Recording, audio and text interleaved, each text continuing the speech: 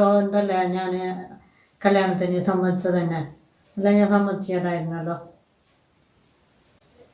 ഞാൻ എൻ്റെ ഇക്കാനോടല്ല സംസാരിച്ചത്. ഇതെൻ്റെയും കൂടി വീട്, പിന്നെ വീടല്ല. എനിക്കിപ്പോൾ വരാനും നിൽക്കാനുള്ള അവകാശമില്ലേ? നിനക്ക് വേണ്ടെങ്കിൽ നീ ഇറങ്ങി പോയിക്കോ, എൻ്റെ വാട്ടിന് പോയിക്കോ. നീ അത് എൻ്റെ വീട്ടിൽ നിൽക്കാനുള്ള അവകാശം എനിക്കില്ലേ? ഞാൻ എൻ്റെ ഇക്കാനോട് സംസാരിക്കുമ്പോൾ അതിനോട് ഇടയ്ക്ക് സംസാരിക്കാൻ വരുന്നതിന് നിർത്തടി. നീ കുറെ നേരമല്ല സംസാരിക്കുന്നത്. നീ അങ്ങനെയല്ല സംസാരിക്കേണ്ട ആവശ്യമൊന്നുമില്ല.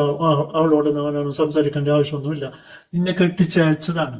കെട്ടിച്ചയച്ച നിനക്ക് ഇവിടെ എന്ത് കാര്യമുണ്ട്?